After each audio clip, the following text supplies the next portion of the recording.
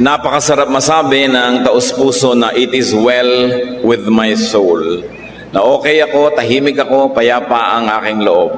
Kung yun ang ating nadarama, pasalamat sa Diyos. At kung hindi naman, well, let's make it well for our souls by consulting God and His Word.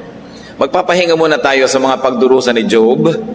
At ibang uri ng pagdurusa naman, ang titingnan natin ngayon, ang pagdurusa ng mga pagsisisi sa buhay. Proverbs 5:7, you don't want to end your life full of regrets. Oo nga naman, ayaw mo naman na ang maging wakas ng buhay mo ay puro pagsisisi. At sinasabi nga nila, ang pagsisisi ay nasa huli. Walang pagsisising nasa una. Dapat we prevent and avoid regrets as soon as possible. Kailan natin ay iiwasan ang pagsisisi habang may panahon pa, habang maaga pa. At yan ang atin ngayong pagtutuunan ng pansin, pinamagatan natin, regrets, o mga puro pagsisisi. Salamat Diyos dahil kayo'y Diyos noon, ngayon at bukas. At kung kami man ay payapat tahimik, salamat po. At kung hindi ganoon ang kalagayan namin, dumudulog kami sa inyo para humanap ng kapayapaan at katahimikan. Patawarin niyo po kami sa aming mga kasalanan, punan niyo po aming mga kakulangan. Paging dapatin niyo kami na mga haslumapit sa inyong banal na presensya at humingi ng pagpapala. Dala-dala namin ang aming mga awit at sayaw, ang aming mga kaloob, mga ikapu, mga papuri, ganun din ang aming mga hiling na kami pagalingin niyo, palakasin, pagpalain. Kayo po ang siyang mangusap o Diyos, gamitin yung lingkod yung tungtungan ng inyong paa. Maitaas namin kayo at kami naman pagpalain niyo. Salamat po, umaasam kami, umaasa, nananalig na kami inyong kakausapin, tuturuan, palalakasin. Sa ngalan ni Jesus na iyong anak at aming tagapagligtas, kami po'y dumadalangin at dumudulog sa inyo. Iba't iba pong mga version ang pagkukuhanan ko ng mga babasahin dahil napakagaganda kumisang pagsamasamahin.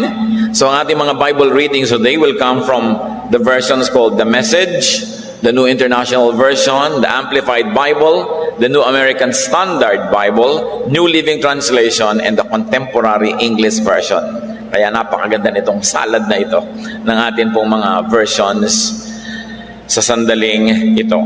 Let's talk about regrets. Pagsisisi. What we regret about.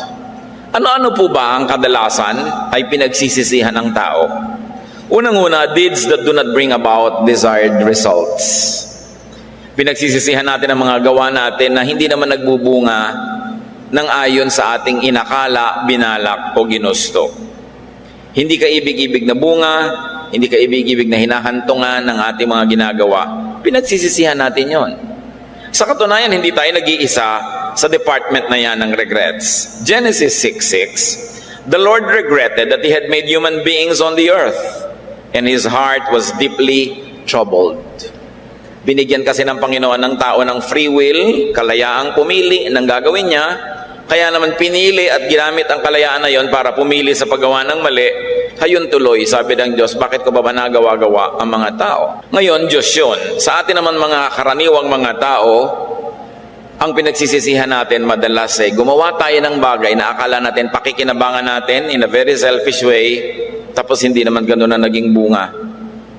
Halimbawa, inubos mo lahat ng lakas mo para ka maging bida, hindi ka pa rin naging bida. Gusto mong mangibabaw, kaya naglakas-lakasan ka, pero ang naging bunga, ikaw pa yung natalo. Gusto mong matanggap, to be accepted and celebrated, but in your effort, the opposite happens, ikaw pa yung na-reject.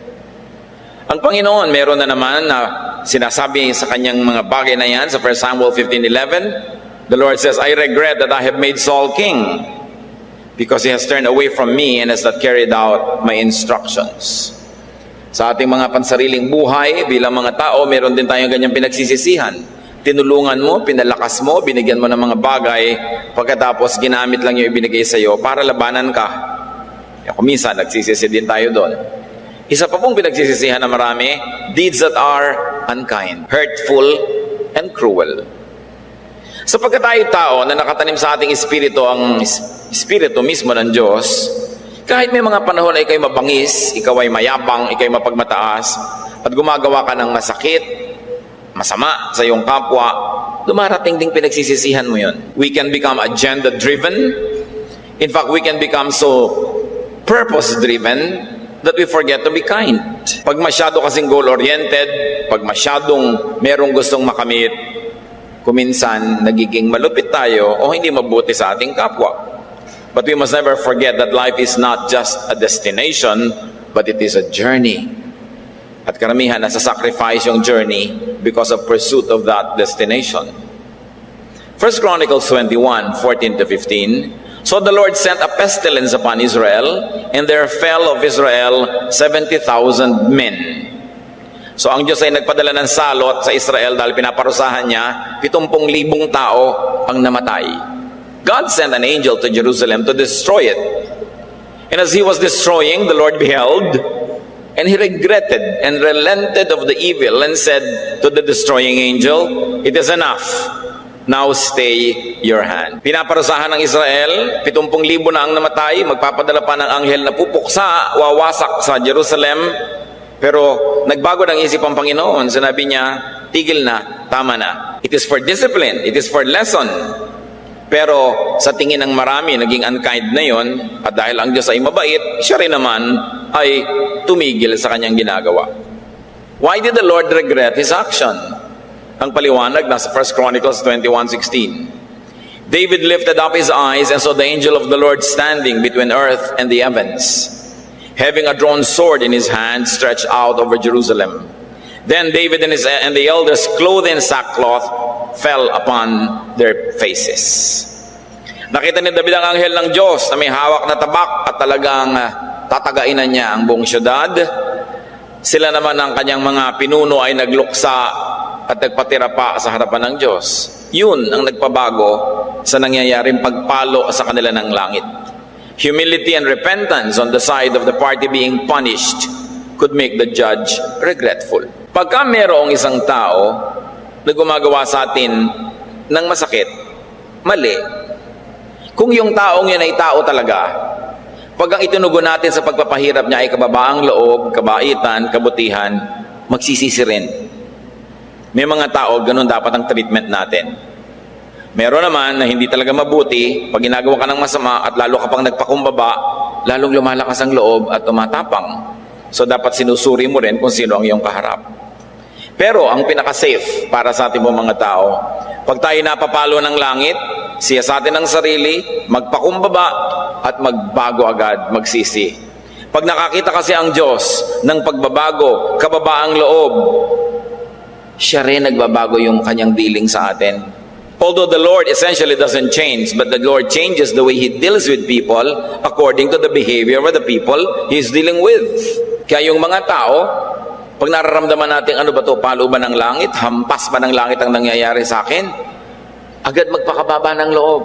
Sapagkat ang Diyos ay mabait, pag nakakita siya ng kabaitan, kahit sa kanyang pinapalo, agad-agad niyang tinitigil ang paluan. Kaya yung mga nandiyan na sa panahon ng paluan, may panahon pa para makalabas dyan, magpakita ng tama sa Diyos, na habang nagdidisiplina din naman, ay nakamatsyag din at nanonood kung ano ang ating kilos. Ano pang pinagsisisihan ng marami?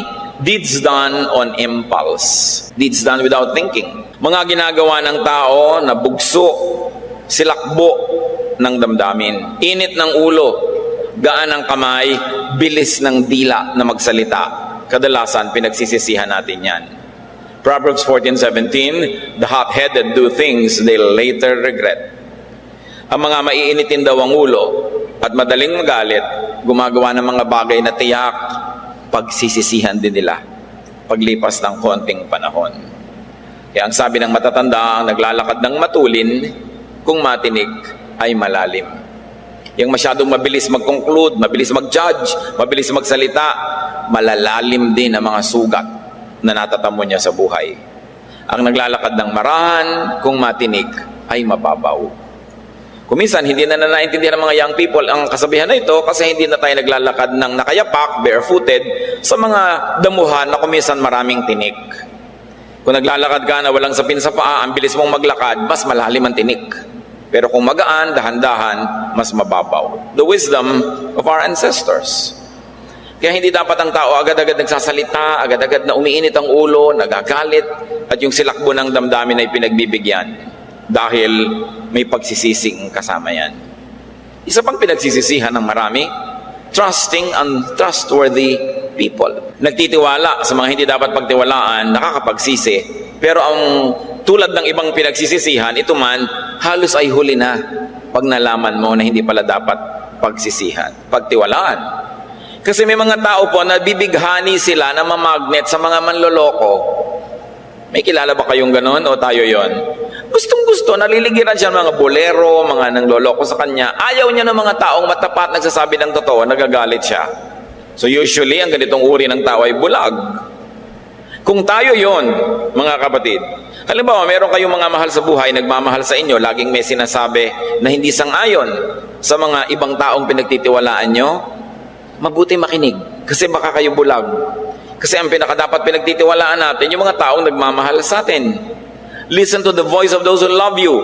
And in that sense, walk by faith, not by sight. Dahil ang mga nadadaya, they walk by sight. Umaasa sila sa nakikita ng kanilang mata at nasusukat ng kanilang mga panukat, pero ang kadalasan, sila ay nabibigo. Ang kabaligtaran nito, ang pagtitiwala. Proverbs 31:10, a good woman is hard to find and worth far more than diamonds. Her husband trusts her without reserve and never has reason to regret it. Dapat yun naman ang regalo natin sa mga nagtitiwala sa atin, huwag sila magsisi na nagtiwala. Pero isa yan na pinagsisisihan natin, pagtitiwala sa hindi katiwa-tiwalang tao. Isa pa po, doing good and not reaping good. Pero mga nagsisisi na ganon. Tanim sila ng tanim, walang ani. So they regret doing good to wrong people. In the light of limited resources, then do not just give wisely. Do not just plant wisely. Kahit masipag kang magtanim, nagtanim ka ng cactus sa gitna ng tubig, di syempre mamamatay yun. Hindi bubunga. Masipag kang magtanim, tanim ka ng orchid sa kainitan ng araw, di syempre hindi yun mamumulaklak. So hindi ka lang dapat bigay ng bigay, pinipili mo ang bibigyan mo na merong magiging bunga, ani, yung iyong ibinibigay.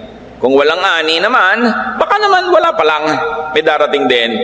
Kuminsan naman, hindi ka umaani doon sa tao na yon, pero umaani ka sa iba na hindi mo tinaniman kasi ang Diyos ang nag-a-assign, o ikaw, doon ka naman naani kahit yung tinaniman mo kuminsan, sa sarili mong kapatid, sarili mong kamag-anak, wala ka man lang napala, pero umaani ka rin naman sa iba.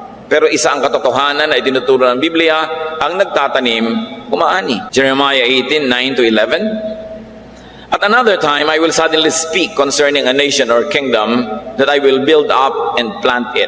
It is the Lord speaking. And if they do evil in my sight, obeying not my voice, then I will regret and reverse my decision concerning the good with which I said I would benefit them. Now therefore, say to the men of Judah and to the inhabitants of Jerusalem, thus says the Lord, behold, I am shaping evil against you and devising a plan against you. Return now, each one of you, from his evil way. Reform your ways and make your actions good and right.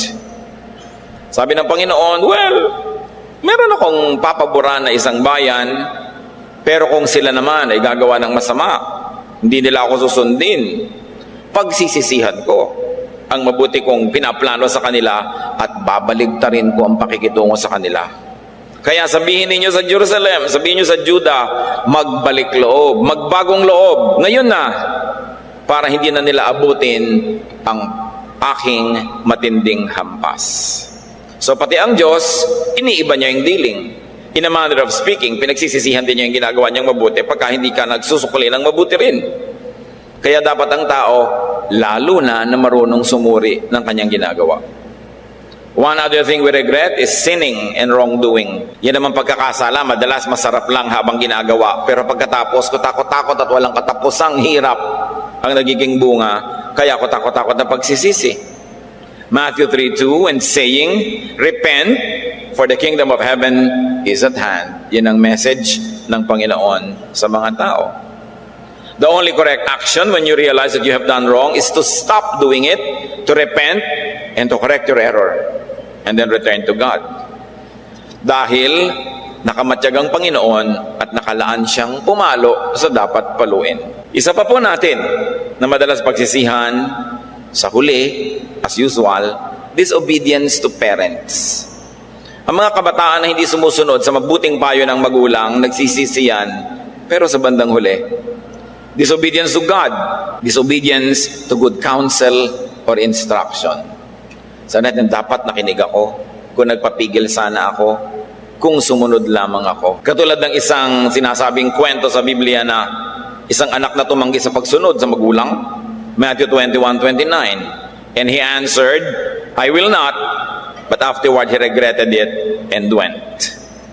So kung meron tayong hindi sinunod, tinanggihan natin ang mga utos ng magulang o utos ng Diyos, pero na-realize mo na mali ako, dapat akong sumunod, agad-agad bitawan ang ginagawang mali, ituwid at sumunod sa Panginoon habang hindi pa masyadong huli. Kaya dapat talaga ang salita ng Diyos itinuturo sa mga bata habang maaga. Bagamat useful din ito sa mga matatanda, pero lalong useful sa mga bata kasi mahaba pa yung buhay nila, napapakinabangan nila yung karunungan na yun. Naiiwas mo, preventive, imbes na yung Bible, curative na lang, gamot na lang sa may sakit na, nagiging pang-iwas ito sa magiging sakit pa kung maagang naituturo. Another area of regret is speaking too much too soon without thinking. Nabanggit na natin yan, pero pinsan ito, underestimating words. Kung minsan hindi natin lubos na nauunawa ang bigat, halaga, kahulugan, kapangyarihan ng salitang sinasabi natin. Pag hindi tayo marunong mag-ingat, ibabaon tayo ng ating salita sa utang. Kung hindi tayo ibabaon sa ating mga libingan. Bakit utang? Kung ikaw ay pabayang magsalita at marami kang sinusugatang tao, babawi sila sa iyo. Gaganti sila, naghihintay lang ng pagkakataon. O hindi man sila gumanti ang paggawa ng masama, ang ganti nila sa iyo, pag nangailangan ka, hindi ka tutulungan. Pag nanghina ka, hindi ka papalakasin. Pagka nagluluksa ka, hindi ka dadamayan. Ganti. Bawat taong sinasaktan natin, maliban na lang na very godly, o kaya ay hipuin ng Panginoon at maging very godly, bawat isa dyan, pag nagkaroon ng pagkakataon, gaganti. Either sa paggawa ng masama o pag-withhold ng paggawa ng mabuti sa iyo. Kaya ang taong daldal ng daldal, salita ng salita, pintas ng pintas, lagi na lamang ang mga kapwa niya ay nilalait, minamaliit, mahapdi at makirot ang hampas sa kanya ng panahon. Mark 6:26, then the king deeply regretted what he had said. But because of the vows he had made in front of his guests, he couldn't refuse her. Alam niyo kung sino pinag-uusapan? Si Haring Herod. Nagbigay siya ng isang napakalaking pista at sa kalasingan niya at sa kayabangan niya sa kalagitnaan ng pista na yon, sumayaw ang kanyang stepdaughter. At sa ganda ng sayaw ng dalaga, sabi ng hari sa harap ng lahat, sa ganda ng sayaw mo, ano man ang hilingin mo sa akin hanggang kalahati ng kaharian, which is a metaphor, ibibigay ko sa iyo. Hindi naman alam nitong babaeng to kung anong hihingin niya. Talagang hanggang sumayaw lang, walang iniisip. So punta sa nanay, Mami, ano pong hihingin ko? Cellphone kaya? Huwag anak, hingin mo ang ulo ni John the Baptist. Alam niyo kung ba't napugutan ng ulo si John the Baptist? Dahil sa sayaw ng babaeng ito. At dahil sa salita ng hari na hindi niya kayang mabali, ibinaon si Herod ng kanyang sariling pananalita. Ngayon tayo, na ibabaon din ang mga salita natin. Halimbawa, salita mo laban sa mga bata, tatanda yan eh. At habang tumatanda yan, nakakarating sa tanghaling tapat ng buhay niya, ikaw naman, papalubog na ang araw. Darating ang panahon, yung batang inaapi-api mo, yun ang maaaring tumulong sa'yo o tumangging tumulong sa'yo. Anong itinanim mong salita sa kanya? Maraming mga tiyo at tiya, masasama ang loob ng mga pamangkin. Kasi nung ang tiyo at tiya ay katanghaliang tapat ng buhay, kalakasan, may kapangyarihan, kung magsalita sa mga pamangkin ay gano'n na lang. So ang nakatanim sa puso ng mga pamangkin ay sama ng loob, hinanakit. So pag naghirap, hindi malang tulungan o baka gantihan pa nga ng masama. Kasi may tanim na hindi mabuti. Mga salita mo laban sa mahirap, kung yumaman yan. Mga salita laban sa mahina, kung lumakas sila.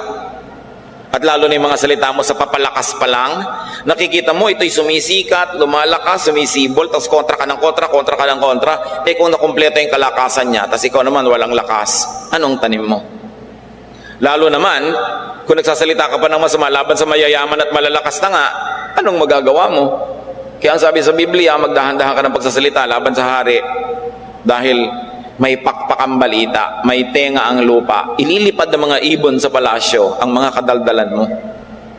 Hari man yun o hindi haring politikal, pero may kapangyarihan, may pwedeng itulong, kawawa ka naman kung may inis na dala sa'yo, hindi ka niya tutulungan kung kailangan mo.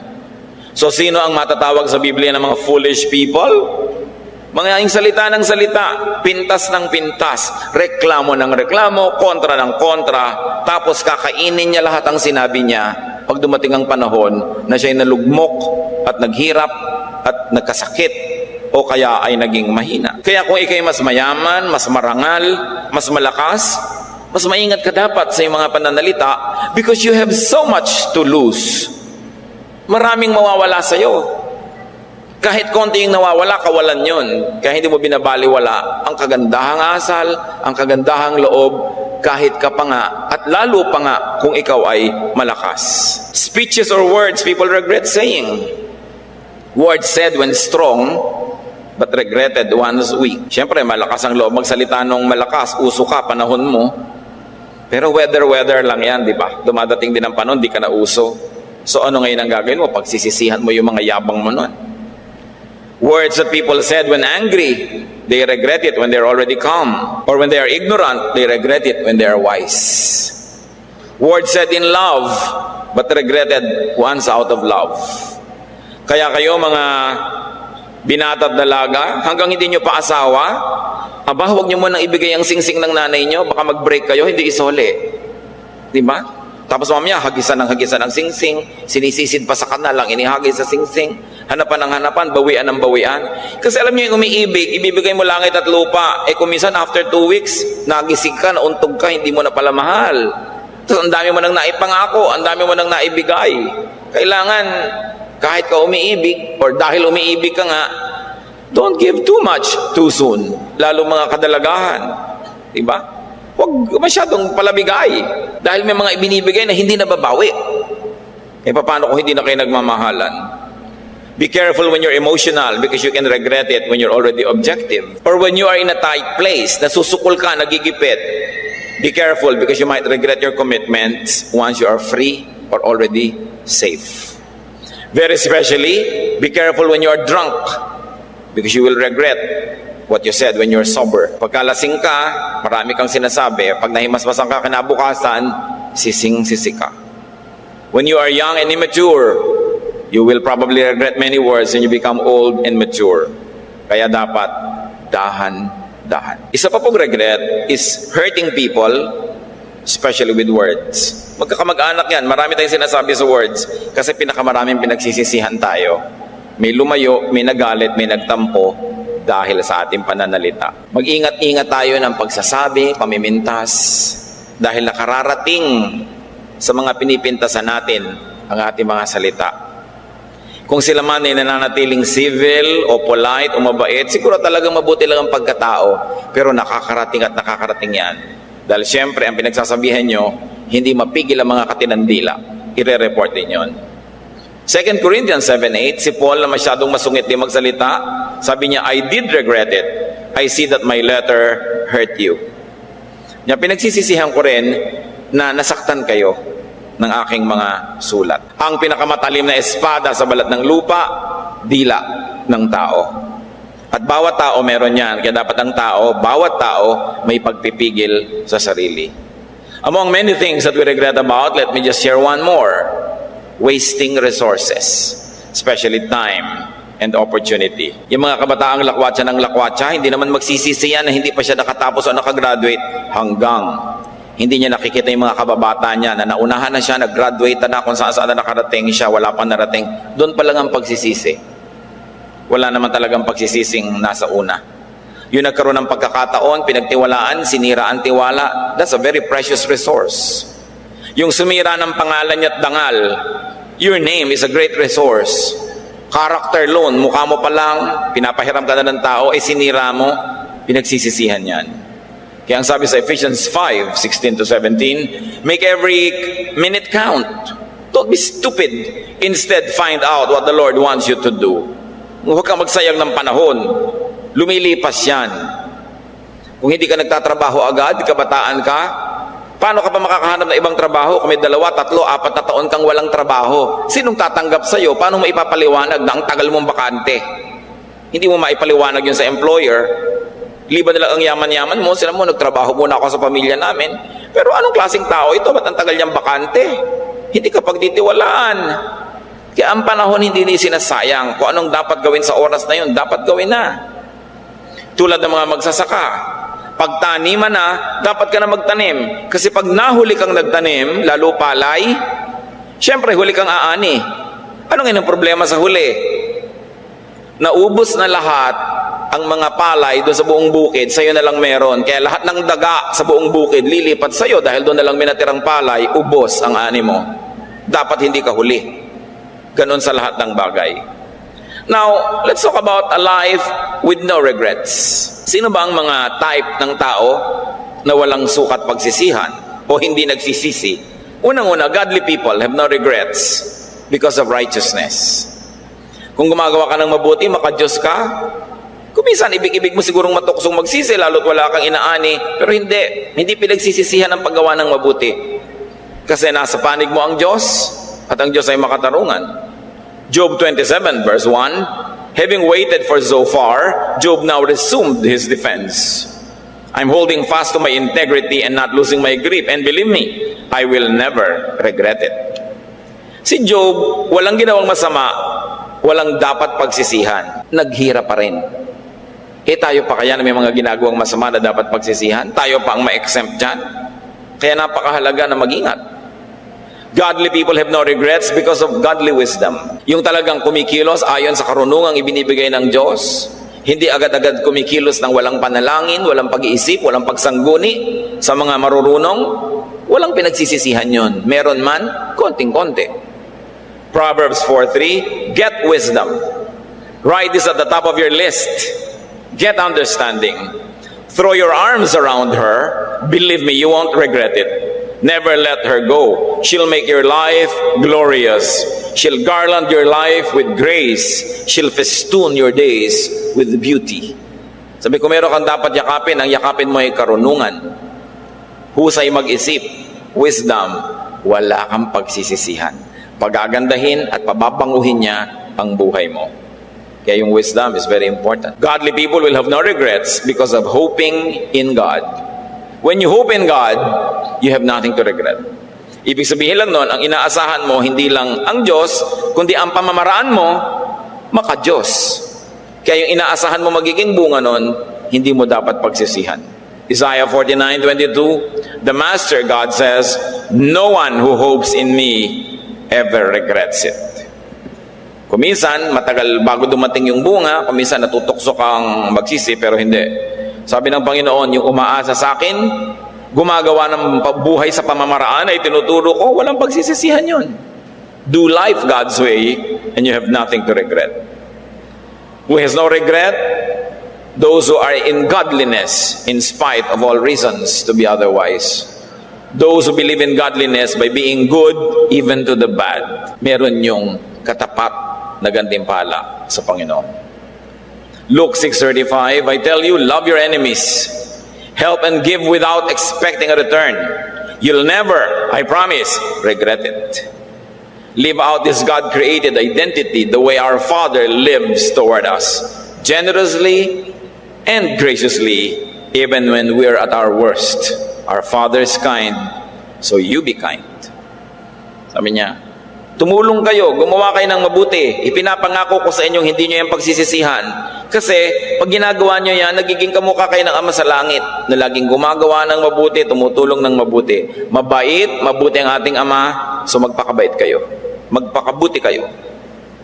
So, they have no regrets by being spiritually sorrowful. It's a figure of speech.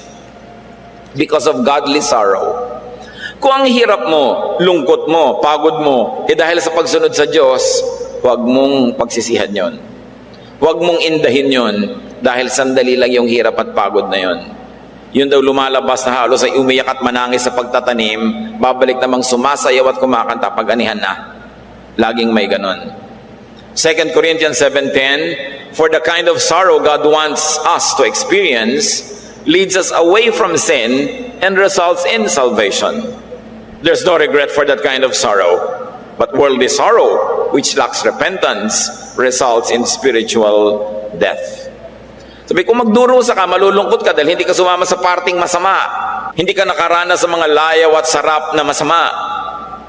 Matuwa ka, ikatuwa mo yung pagdurusa na yon, ikatuwa mo yung lungkot na yon, kasi yun ang lungkot na nagdadala ng kaligtasan, yun ang lungkot na umaayos sa iyong pagkatao, nagpapabuti sa iyo. Kung malulungkot ka sa pagiging mabuti at hindi pagsali sa masama, pues malungkot ka. Sabi niya, hindi mo pagsisihan yung lungkot na yan. Ang masama, yung ikinalulungkot mo, paggawa mo ng masama. Ngayon, yung paggawa mo ng mabuti, huwag may kalungkot yan. Huwag mong pagsisihan ang pagiging mabuti. May gantimpala yan sa Diyos. Ngayon, kung merong mga hindi nagsisisi dahil maka-Diyos, meron ding hindi nagsisisi at nabubuhay sa pagsisisi dahil baligtaran, dahil hindi sila maka-Diyos. There are people who live no regrets, and these are ungodly people who have no regrets despite their grave errors. May mga tao naman, manhid, wala nang pakiramdam ang kanilang mga espiritu. Dapat na silang magsisi, hindi pa nagsisisi. Dapat nang sumama ang kanilang pakiramdam sa ginagawa nila, hindi pa nila nararamdaman. Pero huwag tayong malibang, hindi totoong wala silang pagsisisihan. Meron yon. It is only a matter of time. Dahil may tanim, may ani.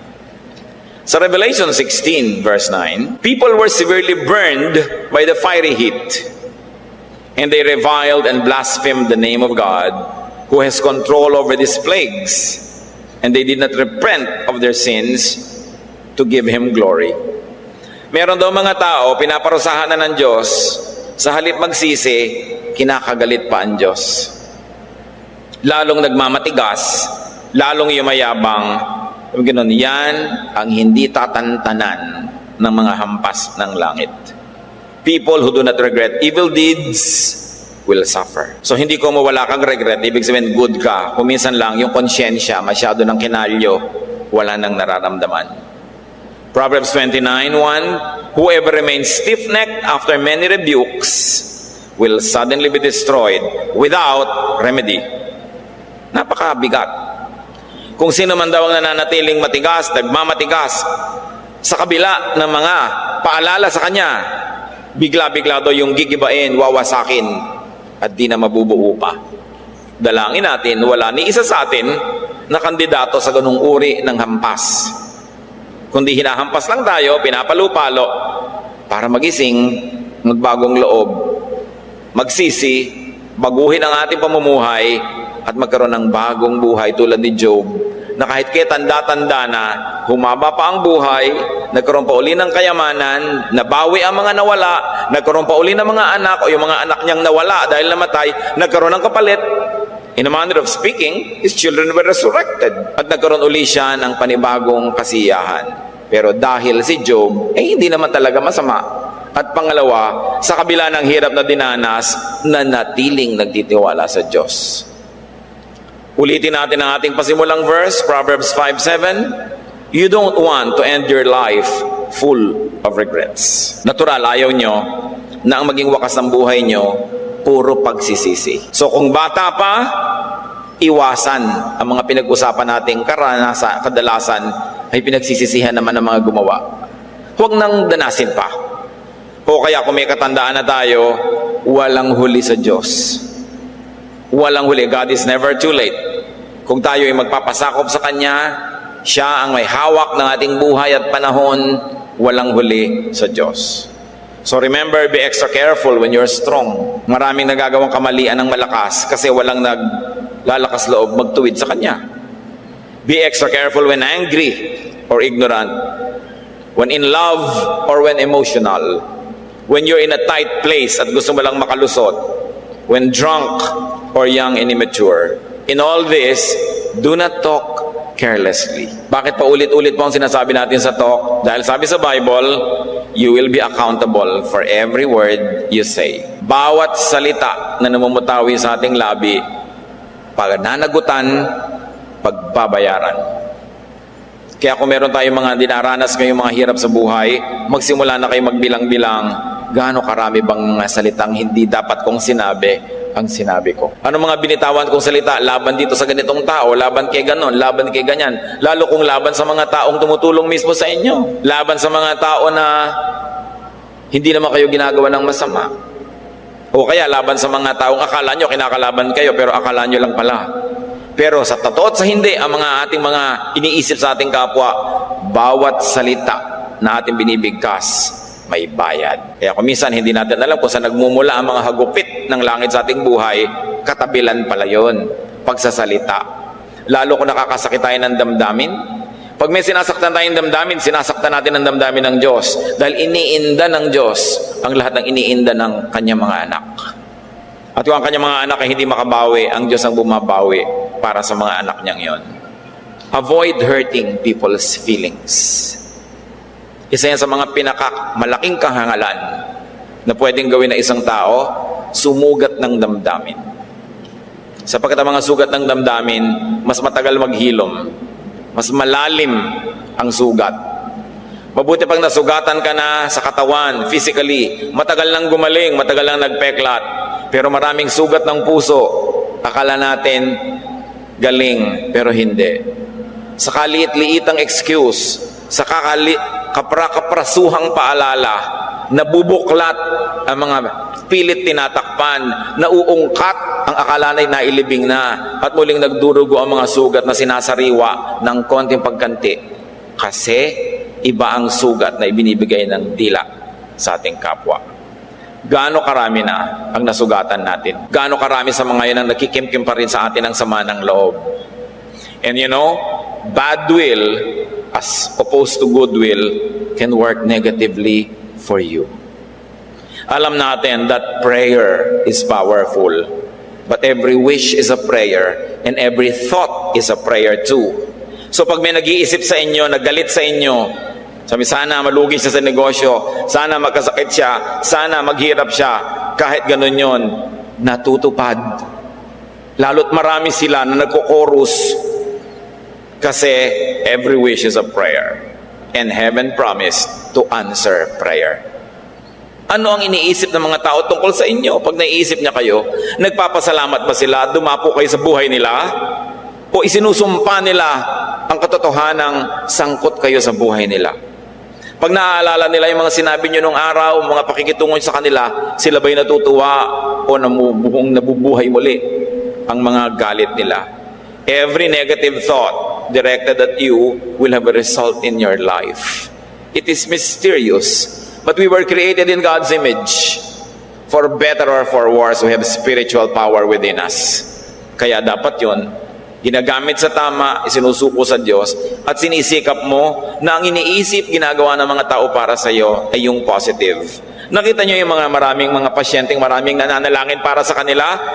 Kadalasan talaga, bumibilis ang paggaling. Gumagaling, may himala pa nga. Kasi ang daming mga positive thoughts na ibinabato sa langit, tas bumabalik sa'yo.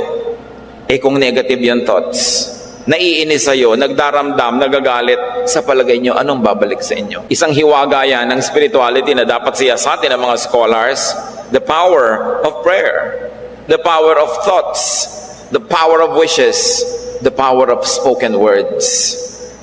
Isang napakalaking frontier. Narating na ang buwan, naarok na ang lalim ng dagat, naakyat na lahat ng matataas sa bundok, pero hindi pa natin nauunawa ang hiwaga ng salita. Salita na maaaring magbigay ng ginhawa at magagandang damdamin, o salita na maaaring pumukaw sa pagkahalimaw ng ating kapwa, na pag nagsasalita ka, pati kausap mo sumasama at gusto kang patayin. Napakalaking pananagutan. Use your strength to help people because you are not sure that you will always be strong. Do good, not bad.